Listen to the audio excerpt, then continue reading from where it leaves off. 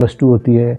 +2 के बाद मैं आपको हमारा कर्नाटक में एक दावणगेरे करके सिटी है। फर्स्ट टाइम भी मैं उस टाइम ट्रेन में बैठा था, टिकना है और इतने दूर, मतलब रोने वाली condition. Kannada, I can speak in Kannada जी। लोकसभा के चुनाव यहाँ पर चल रहे थे जी। अच्छा। और कब हम पॉलिटिक्स में आए। नमस्कार दोस्तों, मैं आपका दोस्त Santosh Thakur, red pine homes Barot valley से। दोस्तों, आज हमारे पॉडकास्ट का ये दूसरा एपिसोड है और ये ब्रोट बेस्ड हमारा एक सोशल मीडिया प्लेटफॉर्म पे चैनल है। तो आज हम जिन शख्सियत से बात करने वाले हैं वो ब्रोट को रिप्रेजेंट करते हैं। आपने पिछले कुछ में से देखा होगा कि ब्रोट वैली प्रदेश और बाहर के प्रदेशों में काफ़ी विख्यात है और बहुत सारे टूरिस्ट यहाँ पे घूमने आते हैं। यहाँ के कल्चर का, यहाँ की वादियों का, यहाँ के जो नेचुरल रिसोर्सेज हैं, जैसे हमारे रिवर्स हो गई हैं, वाटरफॉल्स हो गए हैं, उनका एंजॉय लेते हैं। तो पिछले कई दशकों से पर्यटन की दृष्टि से ब्रोट में उस तरह से प्रख्याति नहीं मिली थी, लेकिन अभी हम कुछ इसमें से देख रहे हैं कि कुछ एक कंडीशंस में ब्रोट को बहुत प्रख्याति मिल रही है। ब्रोट वैली का रिप्रेजेंटेशन बहुत लोगों के हाथ में, खासकर हम ब्रोट की बात करें तो ब्रोट को रिप्रेजेंट करने के लिए वहाँ की एक पंचायत है और पंचायत के थ्रू उसका प्रतिनिधित्व होता है। तो आज हम कुछ एक पहलुओं को टटोलने की कोशिश करेंगे और आज के जो हमारे गेस्ट हैं, अगर हम उनकी बात करें तो वो एक छोटे से गांव से निकल के सरकारी स्कूल से पढ़ के बाहर के प्रदेश में जाके वो डॉक्टरी करते हैं और डॉक्टरी करने के बाद वो फिर अपने होम टाउन आते हैं और होम टाउन के बाद वो राजनीति में कदम रखते हैं और राजनीति में कदम रखने के साथ ही एक अलग अध्याय उनकी ज़िंदगी में शुरू होता है और जो अध्याय उन्होंने शुरू किया था वो काफ़ी अच्छे मुकाम तक वो लेके जाते हैं। और हम पूरे वैली में बात करें तो बहुत सारे लोग उनको जानते हैं, उनकी पहचान ऑलरेडी है पूरे, अगर इलाके की मैं बात करूं तो मैं बात कर रहा हूं जी, बहुत सारे लोग पहचान गए होंगे मैं किन की बात कर रहा हूं। मैं बात कर रहा हूं डॉक्टर रमेश जी की, जो हमारे ब्रोट वैली से बहुत ब्रोट वैली का प्रतिनिधित्व करते हैं। इसमें वो पंचायत के प्रधान भी हैं। पूर्व में उनकी धर्मपत्नी प्रधान रह चुकी हैं, लेकिन वर्तमान में अभी वो प्रधान है। उन्हीं के हाथों में पूरी ब्रोट पंचायत का लीडरशिप रहती है। तो कुछ एक पहलुओं पे वो प्रकाश डालेंगे। तो रमेश जी, आपका बहुत बहुत शुक्रिया हमारे साथ जुड़ने के। धन्यवाद संतोष जी, आपने हमें यहाँ पर आमंत्रित किया है इस अपने पॉडकास्ट के लिए। इसका हम आपका दिल की गहराई से बहुत बहुत धन्यवाद करते हैं और साथ ही साथ आपको शुभकामनाएं भी देना चाहूँगा कि आपने रेड पाइन होमस्टे की तरफ से जो हमारा कल्चर है, ब्रोट वैली है चाहे छोटा भंगाल है, इसके कल्चर को एक्सप्लोर करने के लिए पॉडकास्ट के माध्यम से आप एक्सप्लोर करने की जो कोशिश कर रहे हैं, इसके लिए भी आपको बहुत बहुत बधाई एवं शुभकामनाएं हमारी तरफ से। शुक्रिया। संबोधन से पहले सर मैं आपसे पूछना चाहूँगा, क्योंकि अब एक, जैसे मैंने आपका परिचय दिया था कि आप एक डॉक्टर की उपाधि आपके पास है, वो एक पंचायत का भी आप रिप्रेजेंट कर रहे हैं, प्रधान आप हैं। तो पर्सनली आपको क्या संबोधन अच्छा लगता है? प्रधान जी आपको कोई बुलाता है या डॉक्टर साहब बुलाता है या रमेश जी बुलाते हैं, तो आपको क्या पर्सनली क्या सही लगता है? अगर मैं ईमानदारी से बोलूं तो मेरे को सारे संबोधन अच्छे लगते हैं जी। जो लोगों ने बोल दिया वो अच्छा है, चाहे डॉक्टर के रूप में बोले, चाहे हमारे निकनेम के रूप में बोले, चाहे प्रधान के रूप में बोले, चाहे छोटे भाई हो चाहे बड़े भाई की तरफ से, ऐसे संबोधन का कोई इशू नहीं है। मतलब जो लोगों ने प्यार से बुला लिया वो अच्छा लगता है, इसमें कोई दो राय नहीं है। जो प्यार से बोलेंगे वो मतलब अच्छा है, इसमें कोई वो वाली बात नहीं है। प्रधान जी, मैं जब हम रिसर्च कर रहे थे खासकर अपने दोनों वैलीज़ की, तो हमें आपकी स्टोरी बहुत इंस्पायरिंग और बहुत डिफरेंट लगी। बचपन से लेकर अब तक जिस लेवल पे आप हैं, पहले आप BMS करने गए, बहुत उतार चढ़ाव रहे होंगे आपकी हिस्ट्री की मैं बात करूं, तो थोड़ा सा संक्षिप्त में बताइए कि कैसे आपका प्लान बना इतने दूर जाने का, BMS करने का, फिर वापस आने का, पढ़ाई। अच्छा, अगर मैं इसकी बात करूं तो जैसा आपको पता है कि हम एक छोटे से गांव से आते हैं, गांव थुजी से हैं, जो मैं बिलोंग करता हूं। जी। तो जैसे और लोगों की जो स्कूलिंग होती है गांव में, सरकारी स्कूल में, चाहे प्राइमरी स्कूल हो, उसके बाद हाई स्कूल हो, हमारी भी उसी तरह से गवर्नमेंट स्कूल से हमने एजुकेशन प्राप्त करी है जी। और फिर जैसे हमारी 10th होती है, +2 होती है, +2 के बाद मैं आपको बताऊं, कुछ टाइम के लिए मैंने अपना राजीव गांधी जो डिग्री कॉलेज है जोगिंदरनगर, वहाँ पर एडमिशन ली थी हमने बीएससी में एडमिशन, बीएससी फर्स्ट ईयर में एडमिशन ली थी। फिर उसके बाद हमारे एक प्रिंसिपल थे यहाँ पर बरोट में, संसार चंद जी उनका नाम था जी। तो उन्होंने फिर हमें बताया कि भी ऐसा ऐसा होता है, +2 के बाद एक BMS नाम की कोई डिग्री है, उसको भी आप कर सकते हैं। क्योंकि एक्चुअली था क्या उस टाइम, हमारे टाइम में एक अवेयरनेस बहुत कम थी, बहुत कम जी जी, नहीं था लोगों को, मतलब ना के बराबर जी। अब तो आजकल जैसे इंटरनेट का ज़माना है, हमें हर चीज़ का पता चलता है कि कैसे क्या है, कौन सा कोर्स करने से क्या चीज़ बनता है। अगर किसी ने डॉक्टर बनना है तो हमें क्या सब्जेक्ट रखना है +1 2 में, इस तरह से पढ़ाई करनी है। आजकल तो बहुत सारे रिसोर्सेज है, इंटरनेट डिजिटल टाइम है। तो मैं अपनी बात करूँ तो उन्होंने हमें ये चीज़ बताई। फिर घर में भी बात हुई, तो फिर अल्टीमेटली फिर सारा एडमिशन वगैरह का हमने संपर्क किया। ये हमारा कर्नाटक में एक दावनगिरे करके सिटी है जी, दावनगिरे, जो जिसको बोल सकते हैं हार्ट ऑफ द कर्नाटक है वो, मतलब अपना हाँ मेडिकल, खास के मेडिकल हो चाहे इंजीनियरिंग फील्ड, उसके लिए बहुत फेमस है। ये जो ये आता है आपका Rajiv Gandhi university of health science Bengaluru में है इनके, इसके अंतर्गत ही आता है। वहाँ पर गए, फिर एडमिशन करी और फिर वहाँ से अपना कोर्स करके पूरा 5-5.5 साल वहाँ से लगा के फिर बैक टू बरोट यहाँ पर आ गए। तो ये है एज सच मेरा अपना कोई वो नहीं था कि नहीं, थोड़ा और डीप में जाते हैं हम। अब देखिए हम उत्तरी भारतीय हैं, हमारा कल्चर लैंग्वेज जी सिमिलर है हमारी, एकदम से आप दक्षिण भारत जाते हैं, बिल्कुल खान पान, रहन सहन, भाषा, बोली सब कुछ अलग है। तो वो फर्स्ट टाइम जब आप गए वहाँ का वो अनुभव कैसा रहा, क्योंकि पहली बार आप, मैं अगर सही बात बोलूँ तो जब हम नॉर्थ से साउथ में गए तो फर्स्ट टाइम जब हम गए ट्रेन में गए, तो फर्स्ट टाइम भी मैं उस टाइम ट्रेन में बैठा था। और उस टाइम आपकी उम्र यही 17-18? हाँ बस हाँ इतनी। और अकेले सफर कर रहे थे आप? नहीं, फादर साथ में थे, पिताजी साथ। हाँ। तो फर्स्ट टाइम हमने बोल सकते हैं भी ट्रेन, कोई बड़ी सी ट्रेन हमने देखी थी। दिल्ली में गए, दिल्ली में हजरत निजामुद्दीन रेलवे स्टेशन में गए। तो फिर ट्रेन में बैठना, ट्रेन का उसको कोच को ढूंढना, उस सीट में मतलब कैसे कौन सी हमारी रिजर्वेशन की सीट है, अपने आप में बहुत मुश्किल लगा। मतलब छोटे से गांव से जाना वहाँ, वो भी उस टाइम पे जब टेक्नोलॉजी हाँ जी। फिर वहाँ से नीचे चले गए अपना साउथ इंडिया में, तो आपने बिल्कुल सही बोला, पूरा एंटायरली डिफरेंट है, टोटल पूरा का पूरा डिफरेंट। नॉर्थ में मतलब अगर हम परांठे खाएंगे तो वहाँ हम नीचे परांठे खाने के लिए भी तरसते हैं, है ना जी।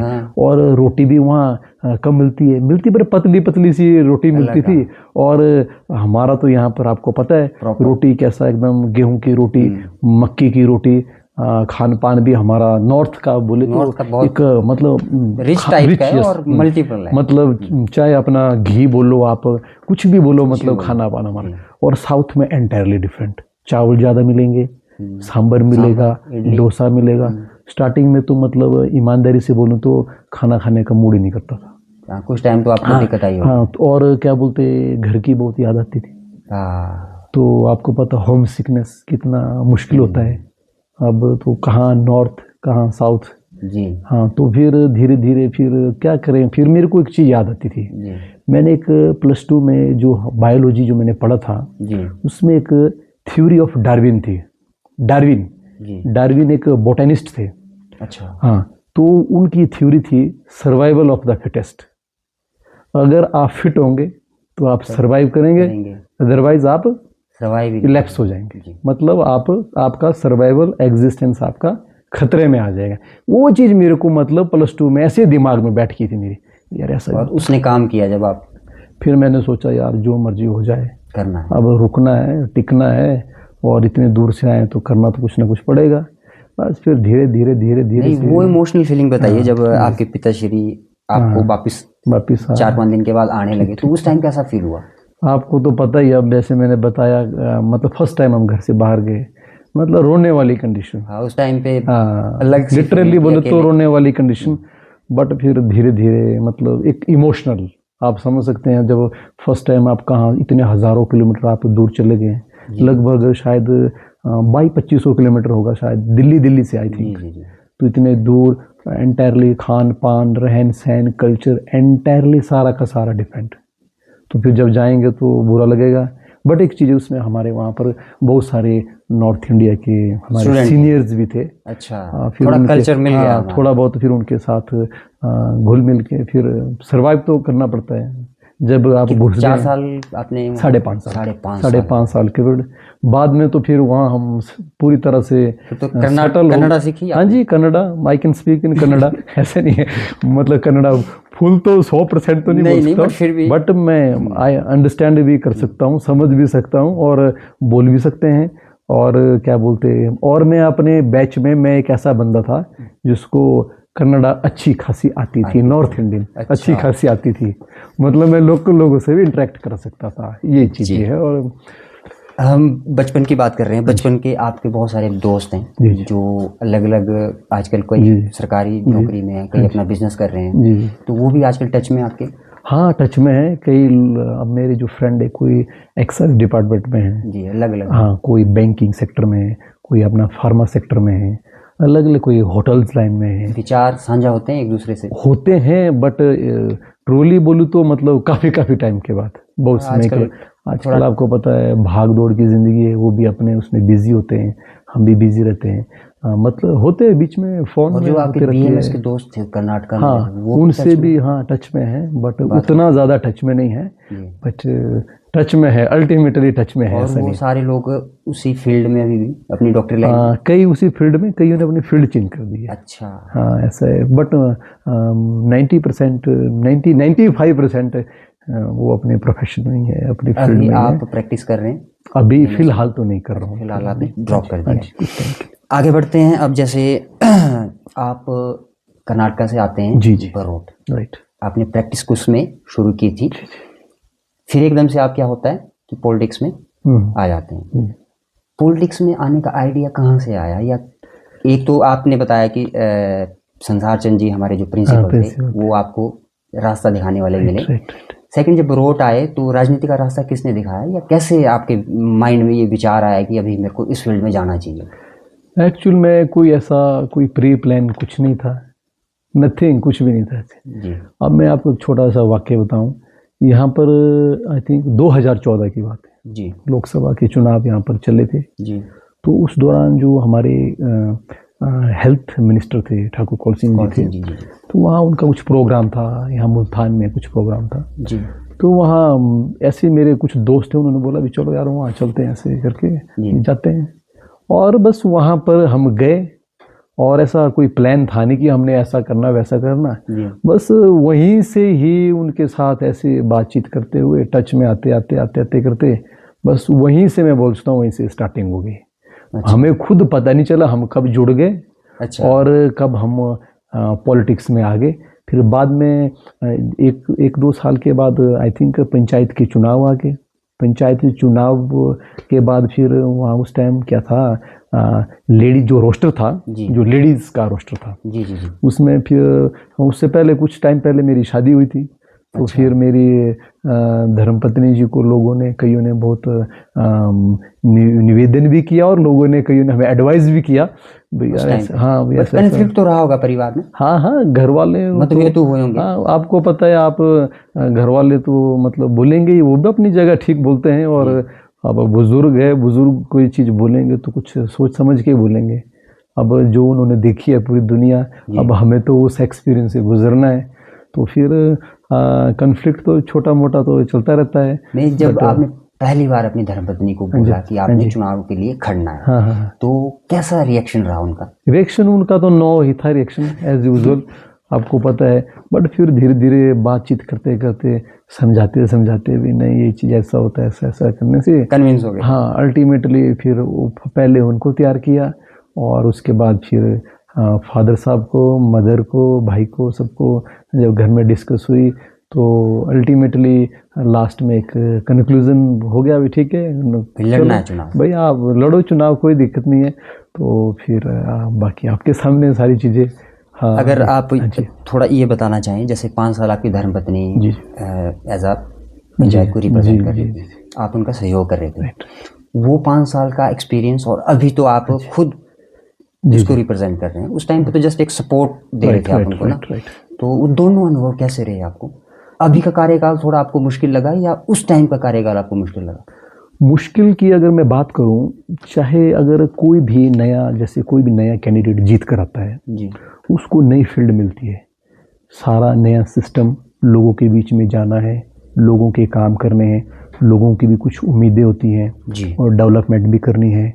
तो उस टाइम मतलब बहुत ज़्यादा डिफ़िकल्टी होती है स्टार्टिंग फेज़ में। स्टार्टिंग फेज़ में हर काम के लिए डिफ़िकल्टी होती है, मेरा ये मानना है। जी और हमने मतलब कठिनाइयाँ भी बहुत महसूस करी है। हमें जो चीज़ों का पता नहीं होता था, हम उन चीज़ों से भी गुजरे हुए हैं। कई बार क्या होता था, काम हमने करना है, हम तो एक राइट डायरेक्शन में, एक राइट मतलब अच्छे, एक नेक, जिसको बोलते हैं, एक नेक इरादे से काम करते थे, जी। बट काम करते करते वो उल्टा हो जाता था। हमें खुद पता नहीं चलता था कब ये उल्टा हो गया। अच्छा तो मैं ये चीज़ें बोलता हूँ, इन चीज़ों की बहुत ज़्यादा कठिनाइयाँ होती थी। फिर धीरे धीरे सीखते सीखते फिर हमें भी एक्सपीरियंस हो गया, कैसे कैसे क्या होता था।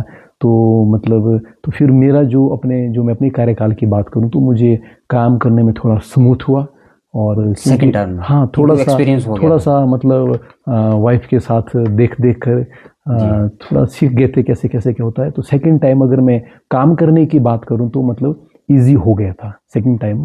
कंफर्ट था, इजी था काम करने के लिए। बट अगर मैं कार्यशैली की बात करूं, जी मतलब इसकी काम करने के तरीके की बात करूं, तो पहले का कार्यकाल काम करने का तरीका थोड़ा आसान था, अब थोड़ा सा टफ हो गया है। और अभी मेरा मानना है आने वाले समय में और ये tough हो और भी टफ होता जा रहा है। क्योंकि टेक्नोलॉजी बढ़ रही यस, है, अवेयरनेस बढ़ हाँ रही है जी। और मतलब बोले संसाधन तो कम है। हाँ, संसाधन क्योंकि एक कम तो है। इलाका ही हमारा ऐसा यस आता है यस, हाँ, कि बहुत बड़ी सारी चीजें पिछड़ा नहीं हो हुआ, पाती हाँ, हैं। पिछड़ा हुआ क्षेत्र है।